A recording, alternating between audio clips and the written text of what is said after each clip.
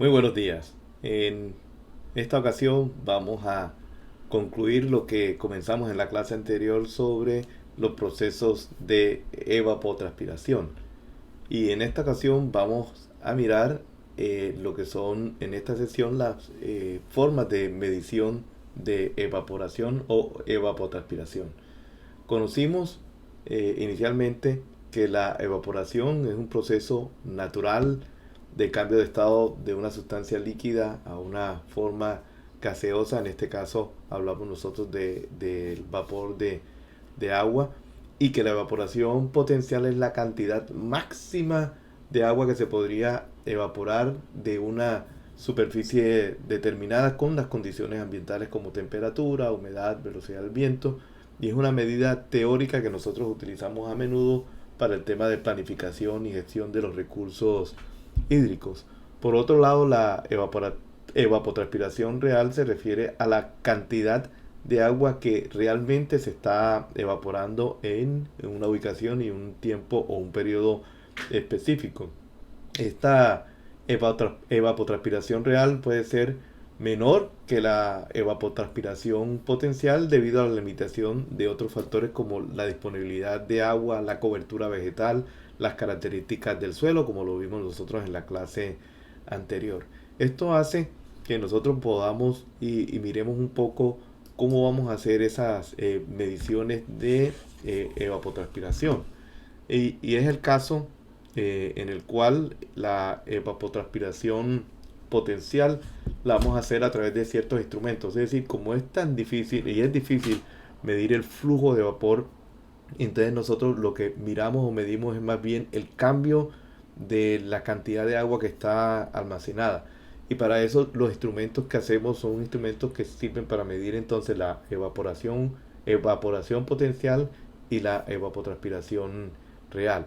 Y uno de los más utilizados, como lo vemos acá en esta tabla tomada del libro de Ward, eh, para la evapotranspiración potencial existe lo que son el tanque o la bandeja de evaporación, que es lo más común, y ya vamos a mirar entonces en qué consiste, que es un instrumento que nos mide un tanque lleno de agua que realmente se coloca como una superficie o en un contorno semejante a donde realmente queremos medir el proceso de evaporación, y medimos la cantidad de agua que se pierde en determinado tiempo debido solamente al proceso de evaporación. Y la evapotranspiración real, pues la podemos medir a través de instrumentos que sean económicos, como instrumentos que son un poco más complejos y más costosos. Entre los económicos pues está medir lo que es la pérdida del contenido de agua del suelo, o a través de también de lo que miramos y lo que ya ustedes hicieron en la primera parte de esta clase de hidrología, que era el balance de agua. Entre los más complejos está el lisímetro, que es un instrumento que se utiliza para medir la evaporación de la superficie del suelo y la transpiración de las plantas en un área determinada, y es una caja enterrada en el suelo con plantas en su interior, y mide la cantidad de agua o la cantidad de agua que se necesita para mantener el suelo húmedo. Lo veremos a través de un video. También por eso dice acá que se puede pesar o no pesar. O sea, pesado quiere decir que estamos pesando continuamente ese tanque para saber cuáles son las pérdidas que hay de humedad, tanto por transpiración o pérdida de evaporación por el suelo. O los que no se pesan, y estos no pesados pues tienen una serie de sensores que también miden los cambios que hay de humedad. Estos no pesados también se utilizan por percolación para saber cuánta agua se resume en la parte inferior, o manteniendo una tabla de agua constante, y cada vez que le adicionamos agua miramos cuánta agua le hemos adicionado y sabemos entonces cuánta agua se ha perdido en este sistema que veremos a continuación. Pero primero, el sistema más simple de todos, que viene siendo la bandeja de, de evaporación o el tanque evaporímetro, que es un instrumento utilizado para medir esta evaporación real del agua en una ubicación determinada y consiste en, como lo vemos en la figura, en un tanque cilíndrico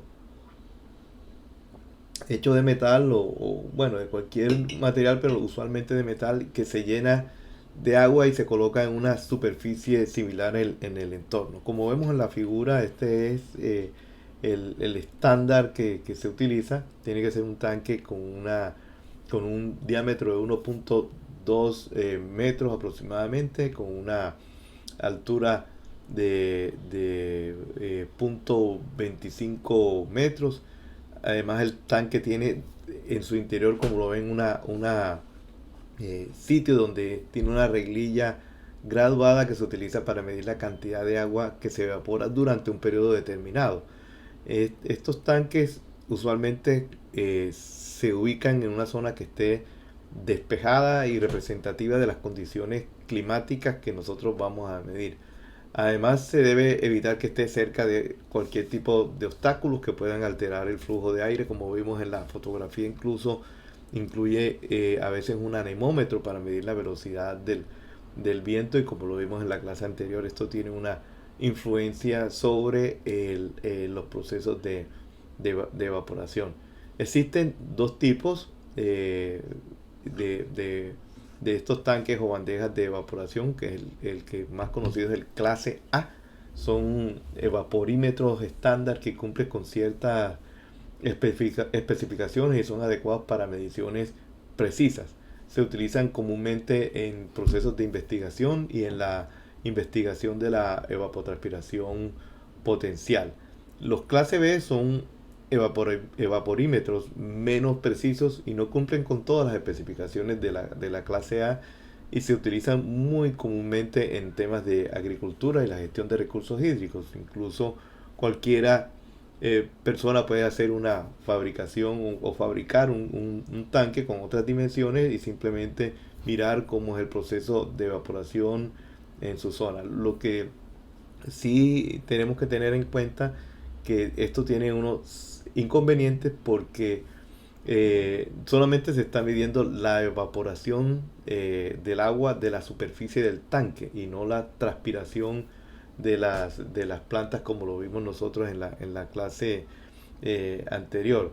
Por lo tanto, esto tiene que ser combinado para poder entonces establecer cuál es la evapotranspiración potencial a través del uso de unas constantes, como lo vimos nosotros en la clase anterior.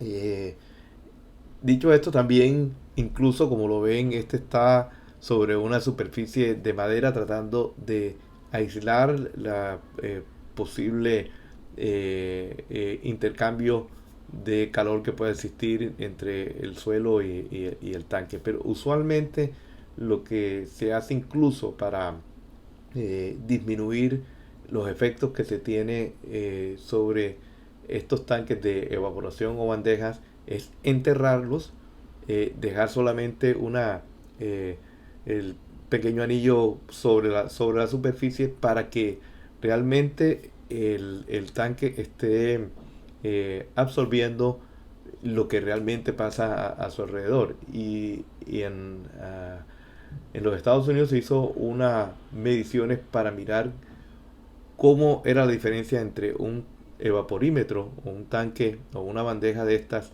enterrado versus los que no se enterraban.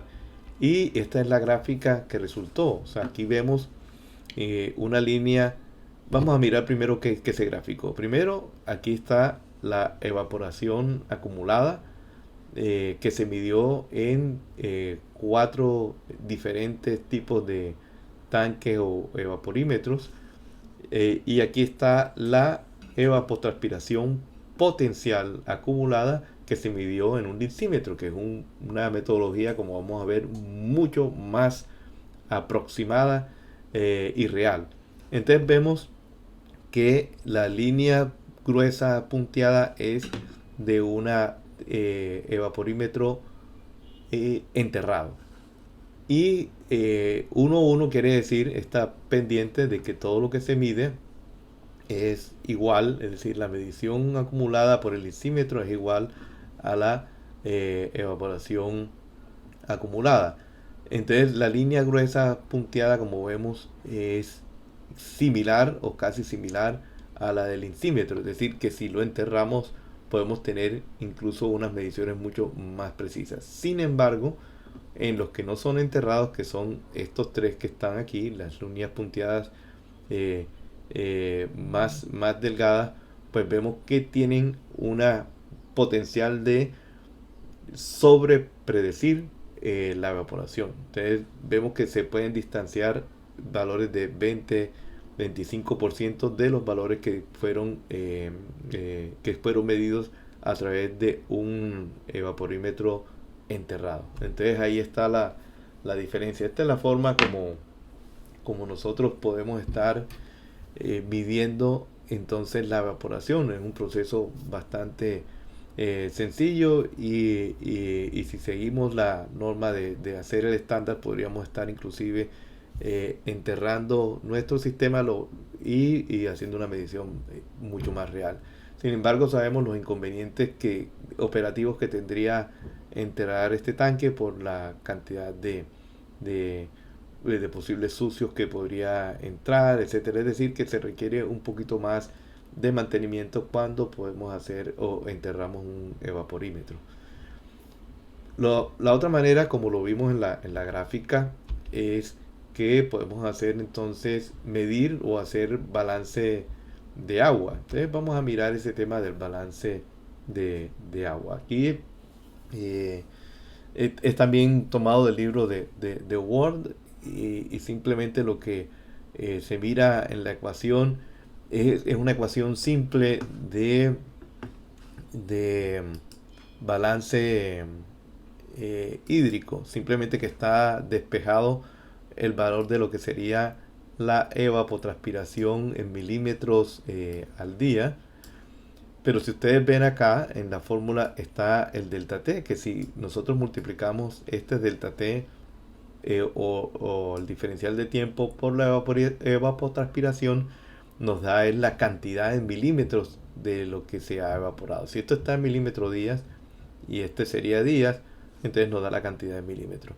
Esto es igual y medimos esto como entradas y salidas, es decir, una salida del sistema viene siendo entonces lo que es la infiltración, es decir, el agua que está percolando por fuera del suelo. Y el D que vemos nosotros acá viene siendo el drenaje que se escapa a través del suelo. Vamos a hacer una gráfica para explicar mejor esto. Esto es, supongamos, es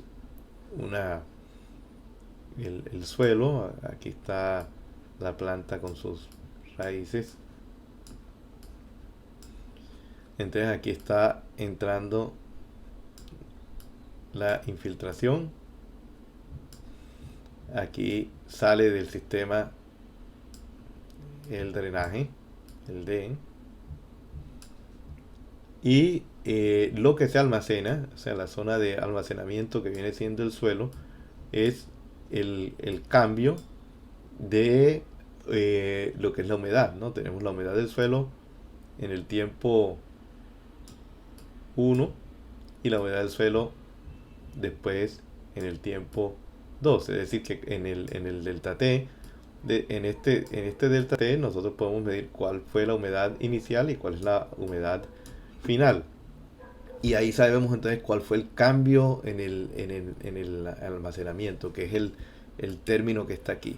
Sino que lo ponemos en forma de sumatoria porque estamos midiendo diferentes estratos. Es decir, aquí estaría un estrato del suelo, aquí estaría otro estrato de suelo. Y ahí entonces es un almacenamiento que lo tenemos en forma de compartimiento. Y la salida obviamente del sistema viene siendo entonces también la evapotranspiración también. Si vemos en la gráfica tiene entonces que la entrada menos las dos salidas deben ser igual al cambio de almacenamiento. Es decir, que aquí lo que pasa es que ya la ecuación está despejada, y por eso vemos entonces la fórmula como está aquí. Es decir, que ya despejamos de esta lo que sería la evapotranspiración en función del delta de tiempo, de los cambios de humedad en los diferentes estratos de suelo, lo cual nos daría a nosotros, esto que está aquí pues viene siendo el, eh, el ancho, por así decirlo, de la capa de suelo, ¿ya? Porque la humedad o estos cambios de humedad lo estamos dando en unidades de metro cúbico de agua por metro cúbico de suelo. Entonces, si nosotros sabemos el volumen del suelo, lo multiplicamos y ya nos da la cantidad de metro cúbico. Es decir, todo lo estamos llevando a unidades que podamos hablar de milímetros o de metros, ¿no? Es decir, en unidades que tengan que ver con temas de balance, como nosotros lo vimos al inicio de la clase. Entonces, a través de esta ecuación simple, nosotros podemos medir cuál es la evapotranspiración, midiendo entonces los cambios de humedad en los diferentes estratos de suelo, midiendo cuánto cayó de agua, es decir, si es por irrigación o es lluvia, y también midiendo la cantidad de agua que sale del sistema. Es decir, que tendríamos que tener una serie de instrumentos para poder hacer este tipo de mediciones que sería mucho más preciso para poder establecer cuál es la evapotranspiración en un sistema que nosotros podamos determinar a través de sensores. También podemos hacer este otro balance, pero ya un poco más macro, por así decirlo. En este caso hacemos el balance hídrico, y sabemos que al igual que en el otro caso tendríamos una zona, puede ser un cultivo o una cuenca, donde la salida del sistema pues viene siendo la eh, evapotranspiración real. Sabemos que a esta zona, si le cae lluvia, tenemos precipitación, y obviamente también se genera un proceso de escorrentía o salida de la cuenca debido a esa precipitación. Pero igual podemos tener unos flujos de agua subterránea, es decir, de, de entrada o de salida del agua subterránea. Por eso aparece aquí como un delta G. Eh, y también podemos tener cambios en la humedad del suelo. Es decir, que en el sistema nosotros podemos tener entonces un cambio de humedad. Y ahí registramos entonces en ese cambio de humedad lo que es el almacenamiento del agua en el suelo. Entonces, obviamente también es como nosotros lo vimos al inicio en lo que es el balance hídrico. Cuando se hacen mediciones en periodos más cortos, pues se tiende a eliminar lo que son los cambios en el agua eh, subterránea. Perdón, cuando estamos hablando de periodos largos. Entonces, aquí lo que hacemos es que eliminamos estas eh, variables de lo que tienen que ver con el cambio en el agua subterránea y la humedad del suelo, y nos quedamos entonces con estos dos términos de precipitación y escorrentía para calcular entonces con esta fórmula lo que sería la evapotranspiración real. Entonces, al igual que pues este más preciso, más hacia un sitio específico, tendríamos que colocar sensores para medir humedad del suelo a diferentes estratos, medir cuánta cantidad de agua cae en el sitio a través de un pluviómetro, y también mirar cuál es el flujo de agua de salida del sistema. Es por eso que se trabaja en medición de la evapotranspiración a través de linsímetros. Estos pues son mucho más sofisticados, mucho más costosos, pero mucho más precisos a la hora de medir cuál es la pérdida de agua por evapotranspiración. Y en este que vemos, en esta gráfica que es del libro de Martin Hendricks de Introducción a la Hidrología Física, es, consiste en mantener una tabla de agua de manera constante. Es decir, que si nosotros, perdón, miramos de manera constante, quiere decir que cualquier pérdida de evaporación o evapotranspiración a través de las plantas, obviamente, y a través de la evaporación del suelo, se registra es por una pérdida de agua en el sistema. Es decir, si nosotros tenemos que inyectar agua al sistema, esta cantidad la podemos medir para mantener este nivel, pues entonces ahí estamos compensando del proceso de la pérdida de agua que se da a través de las raíces y obviamente de los procesos de transpiración de las plantas y evaporación del suelo. Es una forma de cómo podemos hacer estas mediciones. Usualmente, bueno, vamos a mirar el video. Este video, yo creo que va a haber problemas con el sonido. Voy a tratar de explicarlo. Es tomado de mi universidad, la Universidad de Guelph en Canadá, donde se construyó una estación de linsímetros para medir precisamente no solamente el tema de la evapotranspiración, sino otros temas importantes que tienen que ver inclusive con el cambio climático. Miremos el video.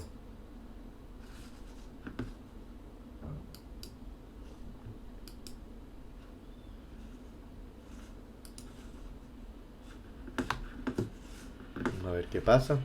Ya les coloco el video.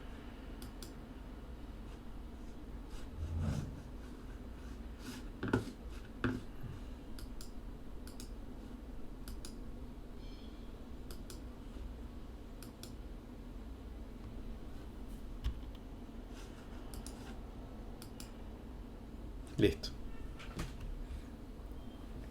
Si parece que hay problemas con el sonido, pues aquí hay una introducción sobre lo que es la problemática del suelo y los cultivos, la pérdida del suelo, que es bastante importante porque se pierde una gran cantidad de nutrientes, pero en esta infraestructura que ven ustedes ahí es una infraestructura en la cual se hizo para medir lo que es el balance del agua y el balance de los nutrientes en el suelo. Eso, como lo vemos, consiste en un tanque cilíndrico que se entierra prácticamente, no se aísla, pero se mantiene el entorno tal cual como es alrededor. Hay unos sensores de peso, porque pesa es la cantidad de la variación del peso, pues ahí estaría la variación de la cantidad de agua que se transpira, ¿no? Y es obviamente, en este caso, pues se colocaron 9 con diferentes tipos de suelo, diferentes tipos de rotación de cultivo para mirar las implicaciones que esto tiene con respecto a la humedad. También pues mide a través de una serie de sensores los gases de dióxido de carbono y otros que salen, pues también tienen sensores de humedad, de agua, dióxido de carbono, etcétera, ¿no? Estos datos se llevan a una estación. Aquí también se mide no solamente eso, sino también velocidad del viento, radiación, es decir, toda la serie de datos que se necesitan para poder entonces establecer con bastante precisión las variables ambientales e hidrológicas para medir no solamente la evapotranspiración y también relacionarlo con otras variables meteorológicas, sino también otros temas como pérdidas de suelo y, como lo vieron ustedes, también la emisión de gases efecto invernadero.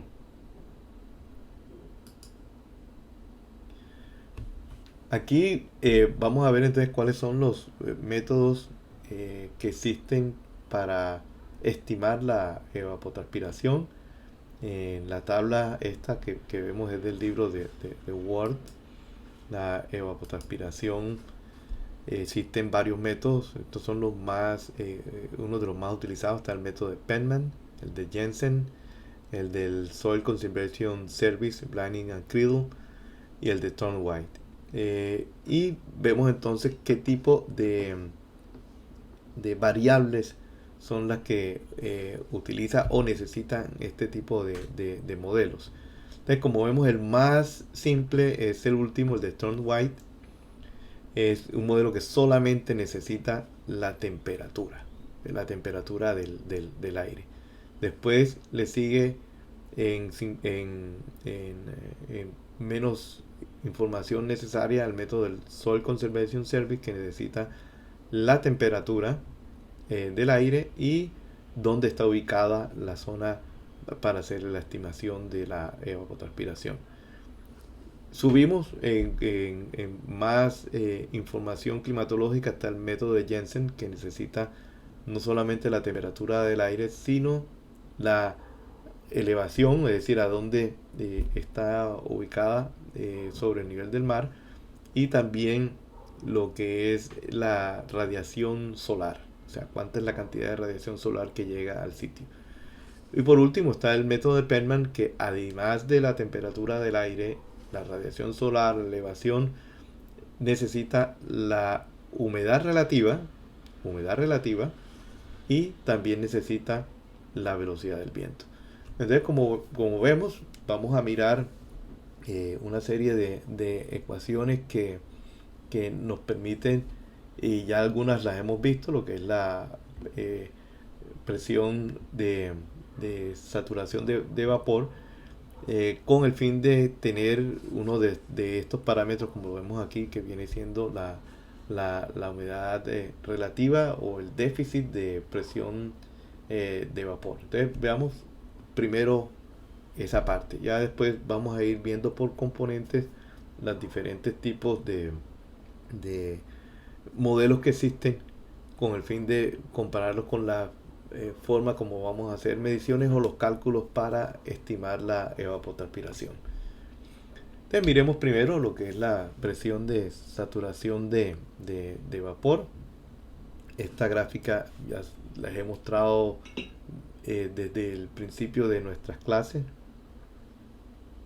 Ahí vemos la temperatura, este es del libro de Word, temperatura en grados en Fahrenheit, y está la presión de saturación de vapor en kilopascales o milímetros de mercurio.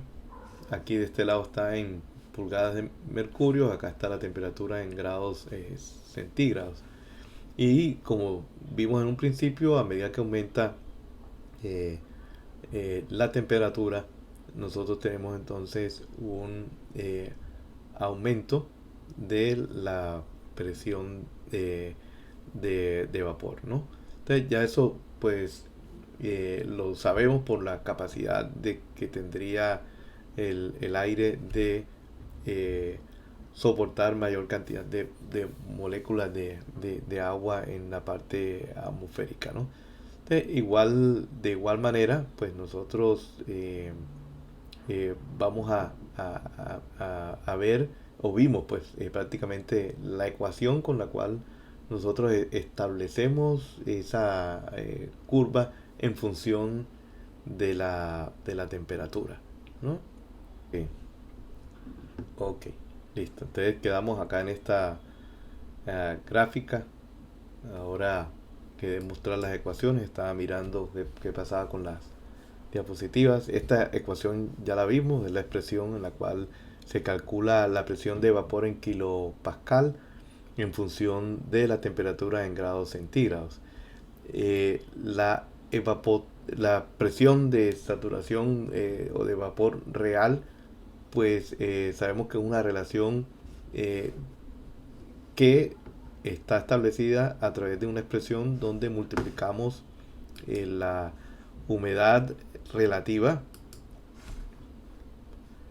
que está dada en porcentaje, por eso se divide aquí entre 100 y se multiplica por la evaporación o la presión de saturación de vapor. Es decir, que aquí estamos mirando cuál es lo real, o sea, la presión de vapor real que está dada con esta relación debido a lo que es la humedad relativa. Recuerden que la humedad relativa nosotros en un principio habíamos establecido que se calculaba como la relación que hay entre la presión de vapor real sobre la presión de saturación de vapor, ¿no?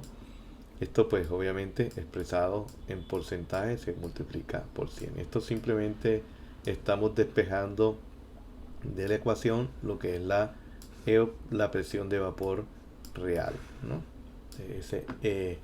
Esto con el fin de, porque a nosotros nos interesa, y yo creo que de pronto es bueno que recuerden cuando hablamos de la ley de Fick y otras en las cuales eh, el, el déficit que existe es la fuerza que hace, la fuerza motriz que hace que se acelere la presión de vapor. Es por eso que conviene es mirar entonces cuál es el déficit de la presión de vapor, que quiere decir que la presión de saturación de vapor a lo máximo que puede llegar, pues la diferencia que hay entre la real y esa pues viene siendo como ese déficit de presión de vapor, y hay varios métodos con los cuales nosotros podemos estimarla o calcularla.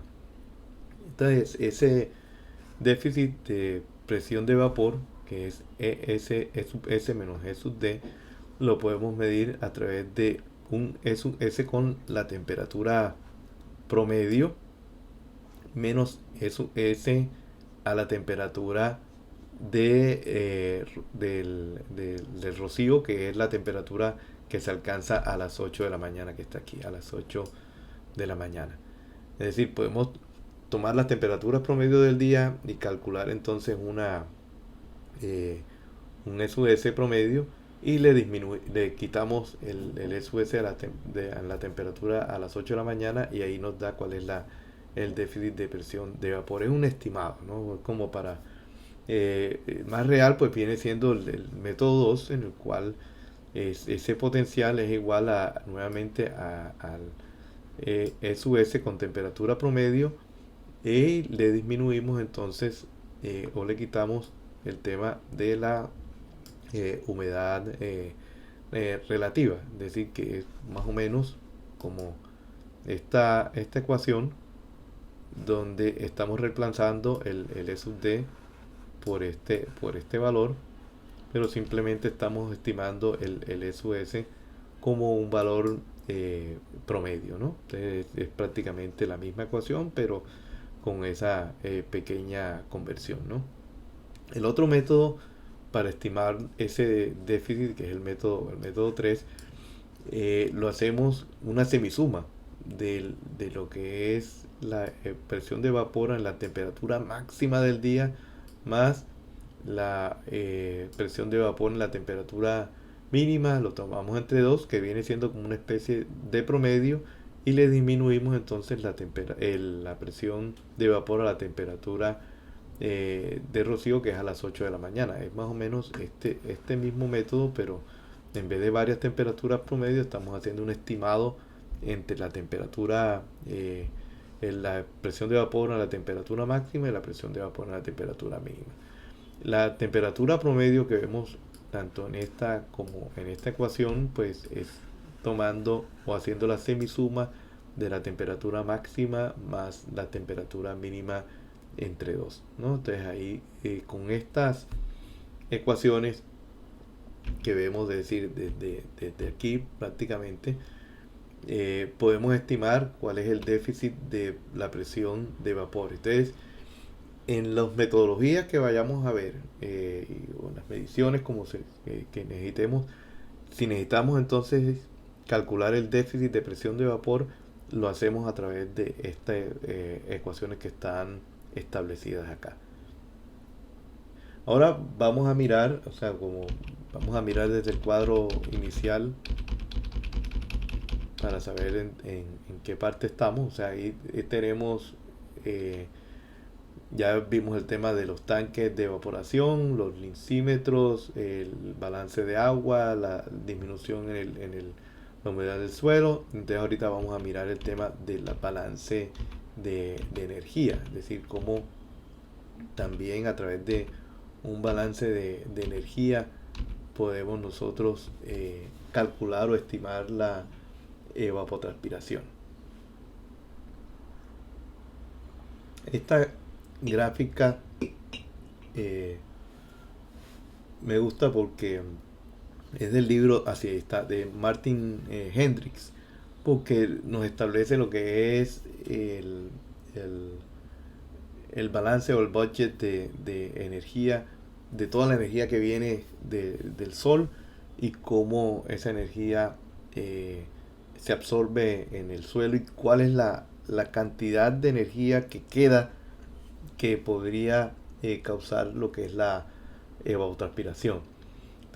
Sabemos que la energía es una medida de la habilidad de un sistema físico para realizar un trabajo mecánico o para producir o absorber calor, ¿no? Eso lo sabemos nosotros de la física.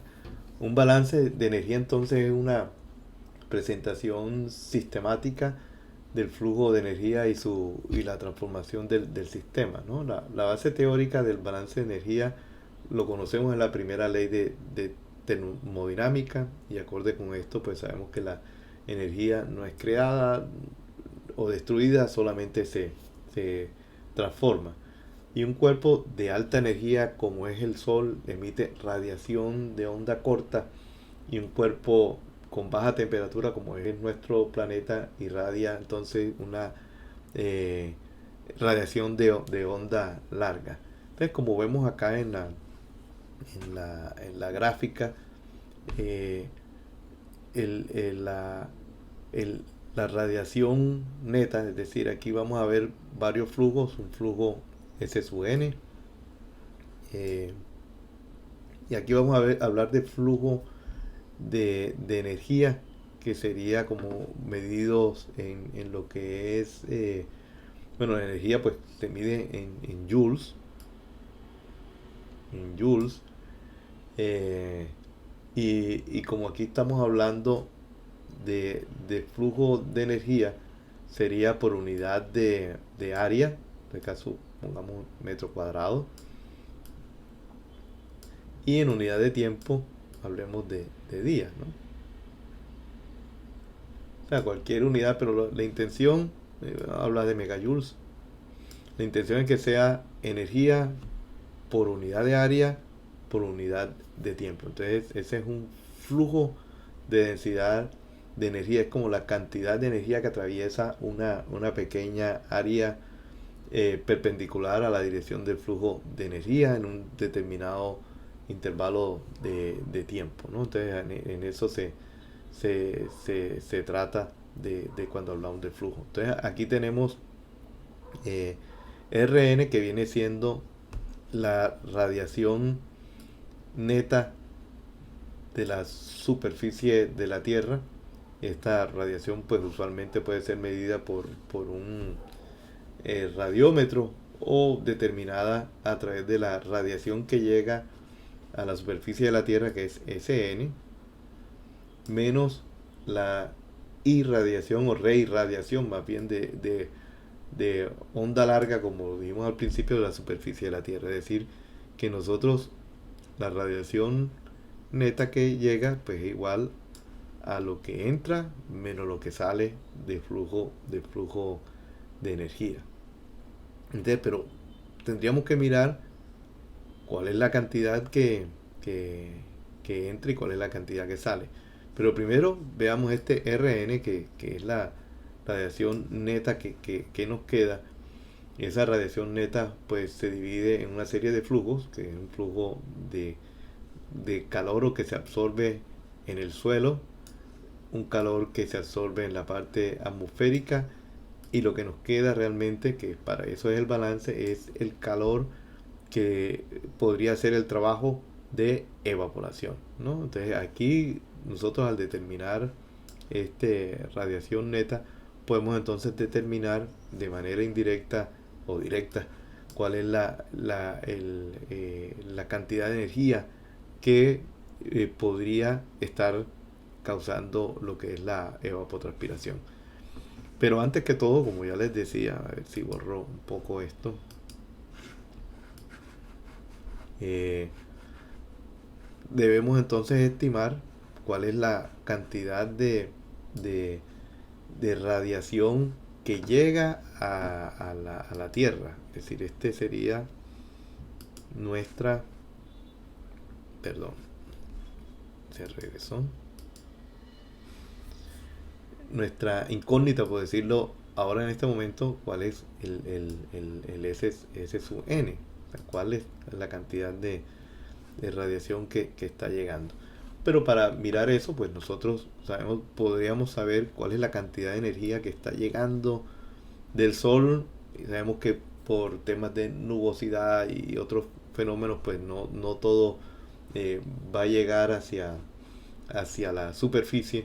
Solamente nos va a llegar un porcentaje que es S sub t. Por lo tanto, esa radiación que llega de manera directa como la que está acá es igual a un porcentaje de esa radiación S sub t. O sea que y este alfa, como lo vamos a ver, creo que en la siguiente diapositiva aparece, es exactamente, entonces se define como el albedo, que es la fracción de la radiación que es reflejada y que no es absorbida. La fracción de la radiación que es reflejada y no es absorbida. Es decir, si aquí nos llega S sub t, entonces si yo quiero saber la fracción que es reflejada, multiplico a alfa por S sub t. Entonces quiere decir que ahí hay una fracción que es reflejada y no se absorbe. Entonces para saber lo que se absorbe, es decir, si aquí llega S sub t y sale alfa S sub t, entonces si yo quiero saber cuál fue lo que se absorbió, perdón, si yo quiero saber qué fue lo que se absorbió, entonces simplemente entra S sub t, sale alfa S sub t, entonces yo quiero saber cuánto me quedó aquí. Entonces simplemente lo que hago es saber cuánto entró menos lo que salió.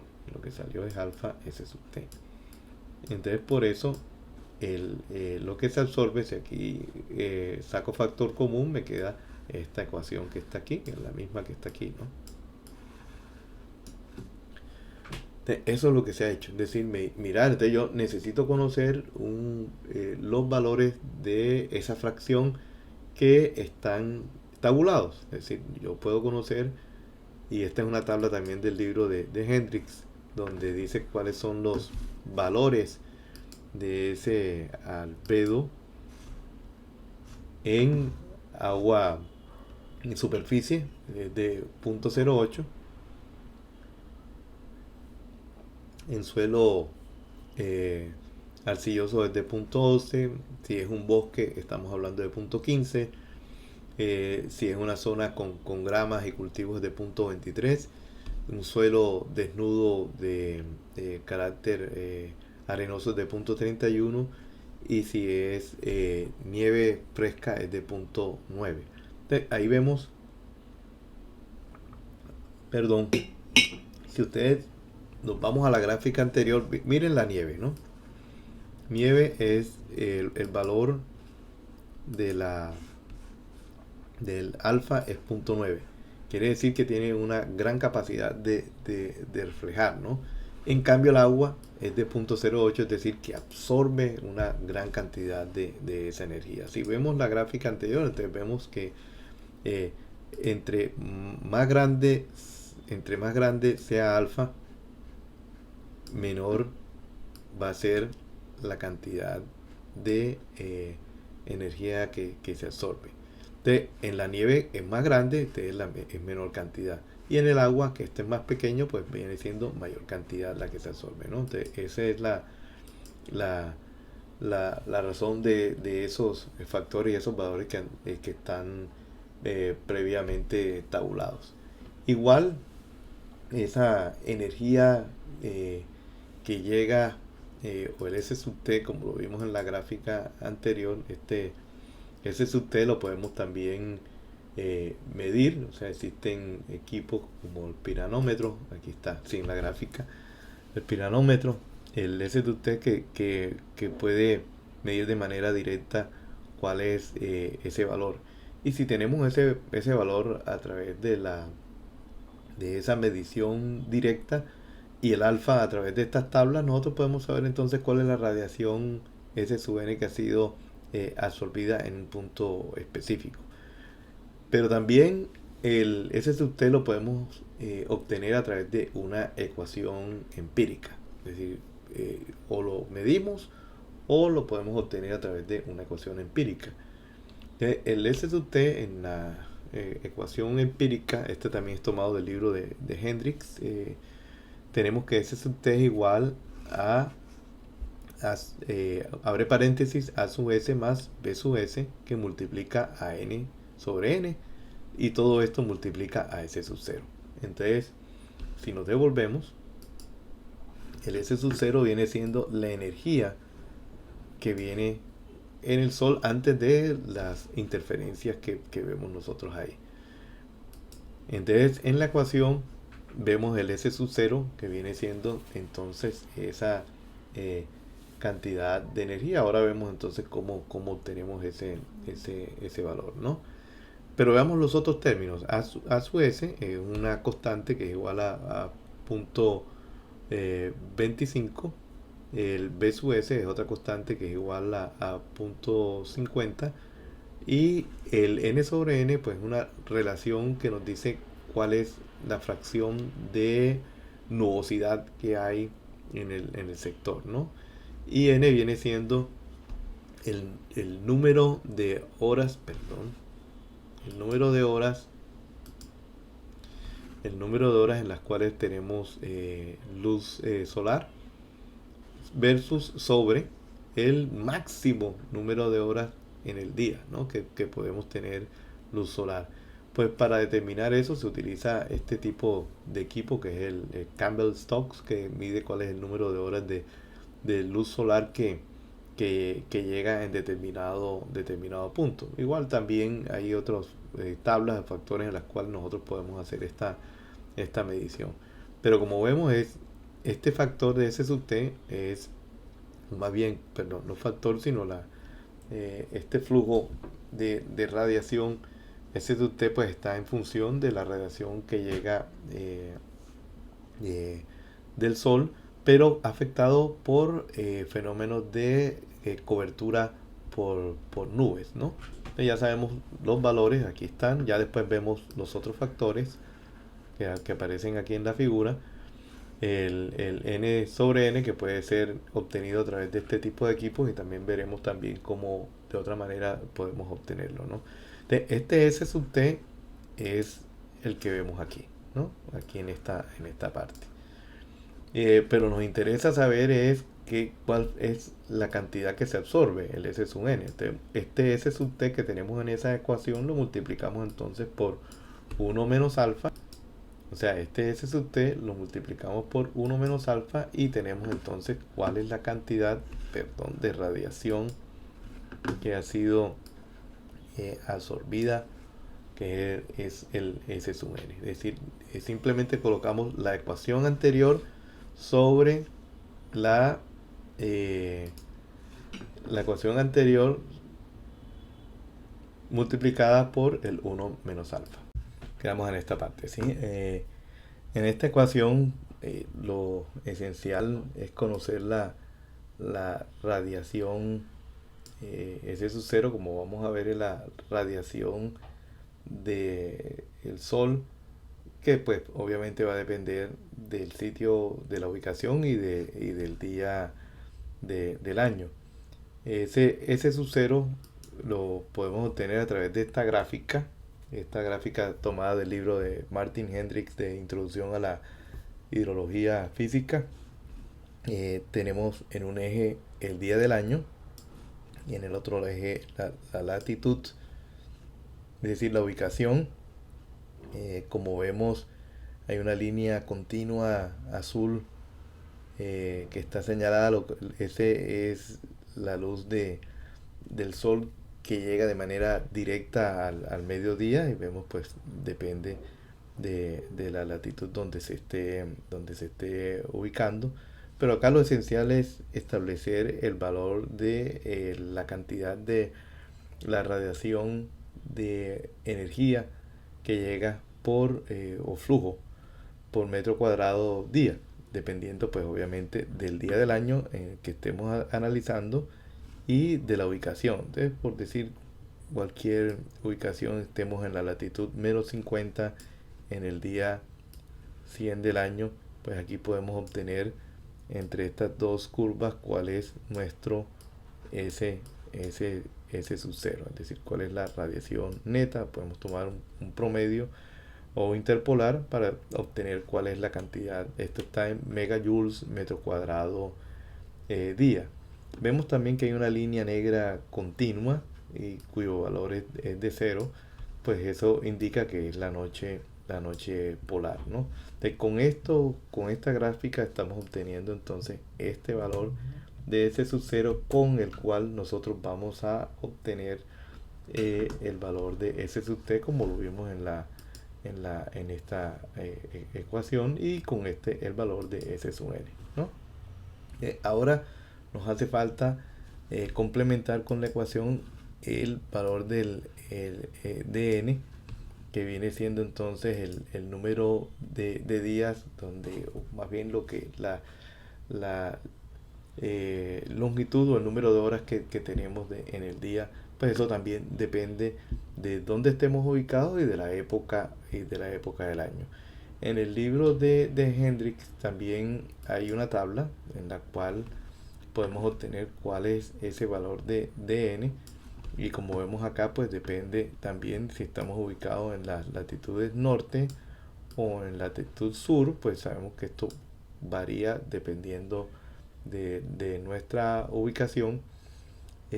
Aquí están los grados y aquí están los meses del año. Entonces, como podemos ver, en el polo, en los meses de diciembre a marzo, pues tenemos entonces la longitud es de 0 horas, y después cambia a 24 horas de aquí, desde abril hasta el mes de septiembre.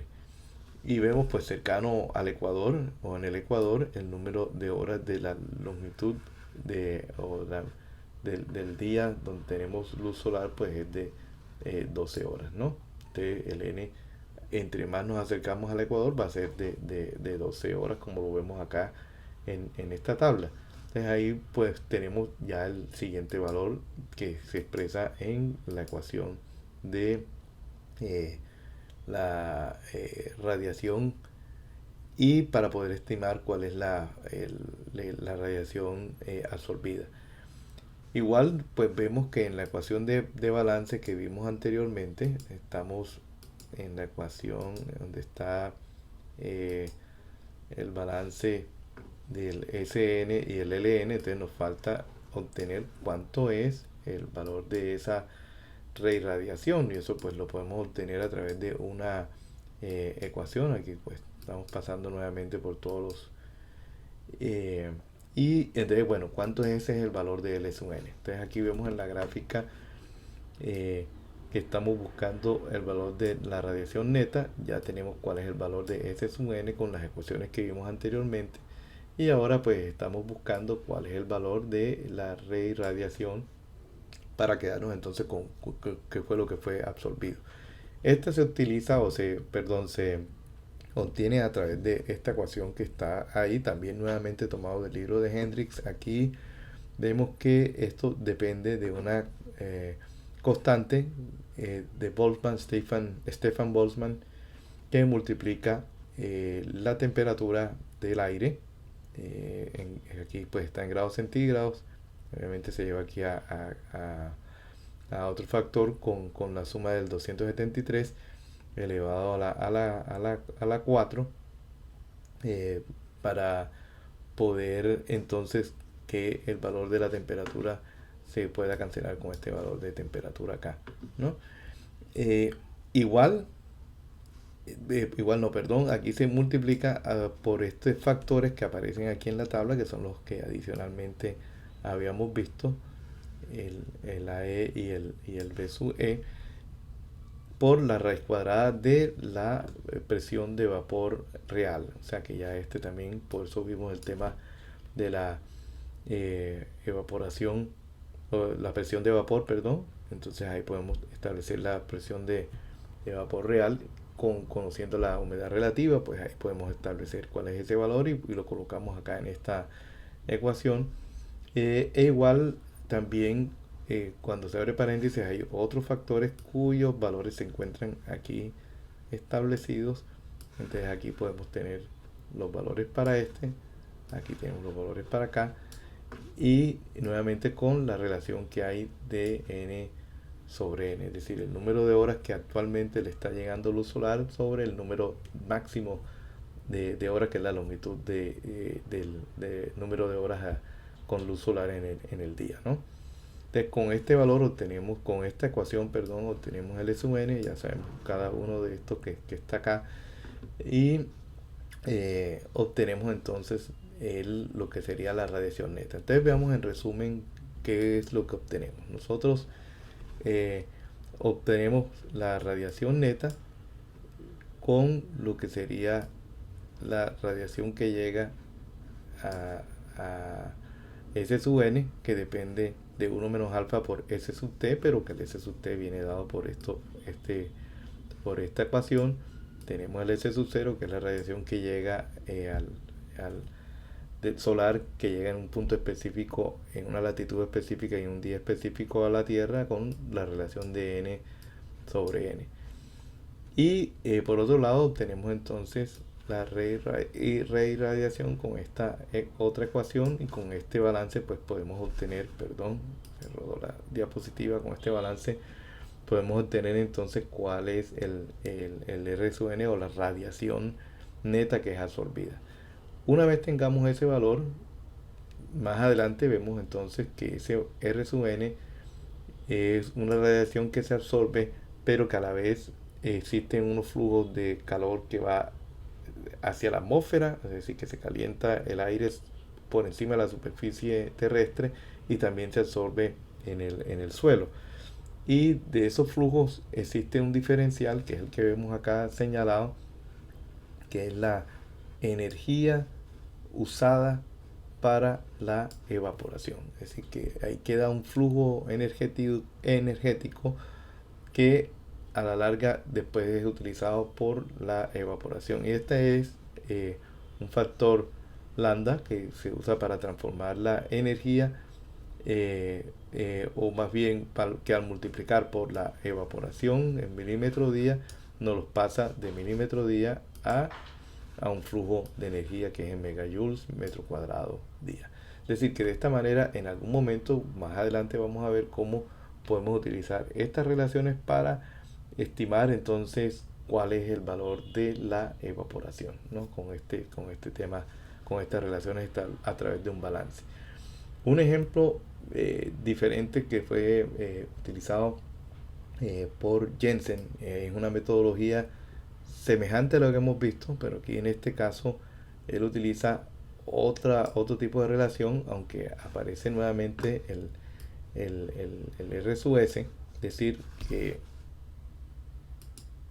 nosotros que ya sabemos cómo se obtiene esta relación, que viene siendo el 1 menos alfa por el R sub S. Nosotros incluso el R sub S, como dice la gráfica, se puede medir. O sea, ya vimos el equipo que puede hacer ese tipo de medición. Entonces pues prácticamente podríamos nosotros establecer también el balance menos un R sub B, que es un factor de reirradiación que lo contempla el método de Jensen y lo estima a través de una ecuación. Es decir, aquí tenemos la radiación o el flujo de energía de entrada menos el flujo de energía que sale, pues viene siendo lo que se absorbe, ¿no? Ya nos concentramos en esta ecuación en lo que es el factor de R sub B, ¿no? El R sub B no es más que una relación donde hay un factor que multiplica el R P sub 0, que viene siendo, que depende de la latitud, y esto pues viene siendo afectado por factores que tienen que ver nuevamente por el tema de la nubosidad. Inclusive aquí Jensen agrega dos coeficientes A y B que se determinan por la climatología del sitio o del área de interés. Y dice que para zonas húmedas este valor de A es igual a 1 y B es igual a 0. Cuando son zonas áridas el valor de A es de 1.2 y el de B es de menos 0.2. Y para zonas semihúmedas o áreas semihúmedas el valor de A es de 1.1 y el valor de B es de menos 0.1. Es decir, que este valor de A y B pues dependen de la climatología del sitio. El valor de R B sub 0, como lo vemos acá, ese valor entonces depende o puede ser estimado a través de esta ecuación que ya veremos más adelante. El RS sub 0, que viene siendo entonces la radiación solar en un día donde no haya nubes o nubosidad, lo obtenemos a través de la tabla 4.4 que ya veremos. Entonces concentrémonos en el valor del RB sub 0. Ese valor de RB sub 0 viene siendo igual a una constante epsilon que aquí vemos que se calcula y es función de la temperatura del aire por multiplicando la constante de Stefan Boltzmann, que es nuevamente igual 4.903 por 10 a la menos 9 megajoules metro cuadrado día Kelvin a la 4, lo cual yo tendría que revisar la constante que está en el libro de Hendrik, que dice que grados centígrados a la 4, quizás de pronto es grados Kelvin porque en la ecuación se está sumando la temperatura más 273, lo cual nos daría el cambio a temperatura, ¿no? Bueno, sigamos y después revisamos esa parte. T viene siendo la temperatura promedio del día o del periodo de interés en grados Kelvin. Aquí pues se está sumando como debe ser los 273 más la temperatura en grados centígrados para que la temperatura aquí esté en grados Kelvin, aquí epsilon esté en grados Kelvin a la 4 y obviamente ahí sí hay la cancelación que en el otro caso pues la temperatura en esa ecuación se coloca en grados centígrados para que nos dejen grados Kelvin, ¿no? Y de esta forma estimamos nosotros el RB sub 0, como ven es semejante a la ecuación que vimos de anterior, donde en ese caso pues también podemos saber a través de esas relaciones de temperatura cuál es la cantidad de energía que se reirradia después de absorber la energía que llega a través del sol, ¿no? Entonces, igual que esto, pues ahí tenemos esta ecuación con la cual obtenemos el R sub B, y obviamente de esa forma obtenemos entonces cuál es la cantidad de energía que neta que queda para poder hacer el proceso de evaporación.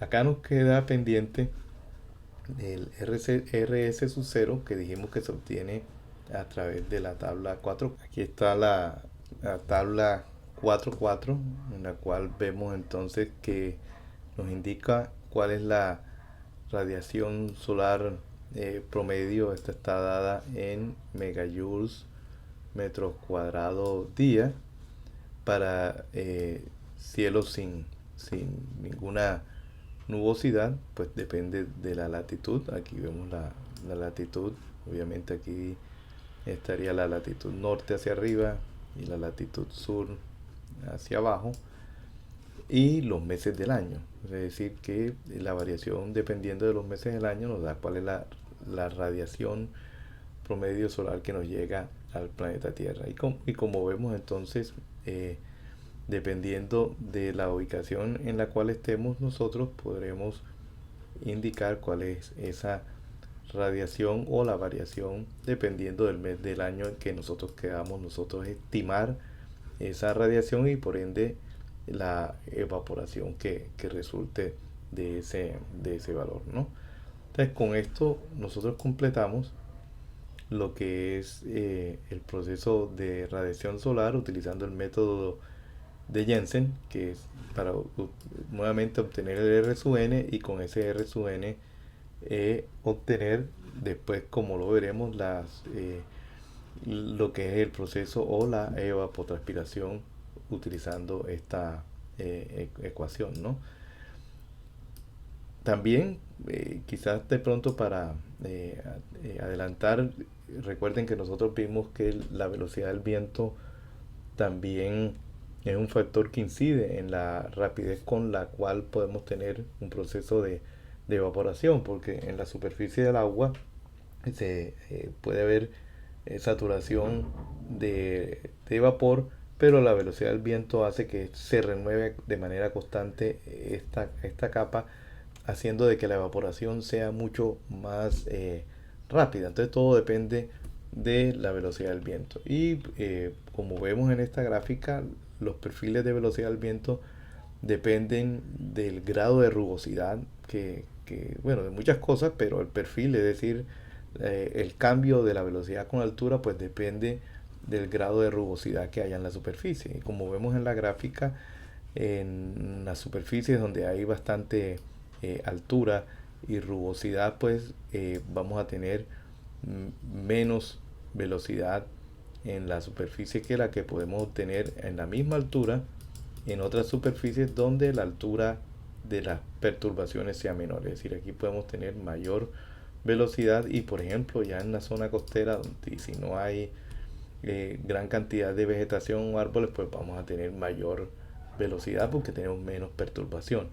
Lo ideal en este caso, para poder obtener nosotros la velocidad a la altura que nosotros necesitemos, con tener una medición en un punto 1, nosotros podemos obtener la medición o la velocidad en un punto 2 si conocemos los factores que alteran este perfil de velocidad, que inicialmente sabemos que lo que altera es la altura h que tenemos de la vegetación o de aquellas cosas que pueden perturbar el perfil de velocidad. Entonces nosotros, conociendo, si medimos la velocidad a una altura z1, a una altura z1, podemos conocer entonces cuál es la velocidad a una altura z2 a través de una relación o interpolación que podemos hacer a través del perfil de velocidad. Y esta es la ecuación. O sea, la ecuación es que nos relaciona la velocidad a una altura z1 y la velocidad a una altura z2 en función de h sub c, que viene siendo la altura de la vegetación, ¿no? Que es la que nos causa el cambio. Es decir, con tener una medición de la velocidad, sabiendo su ubicación o su elevación, podemos nosotros estimar, conociendo la elevación de un punto, cuál es la velocidad del viento. Despejando en esta ecuación podemos hacer entonces esa relación, que más luego, más adelante, vamos a utilizarlo en modelos de evapotranspiración o en cualquier tema que necesitemos conocer la velocidad a otra altura diferente a la altura donde hicimos la medición. Muchas gracias.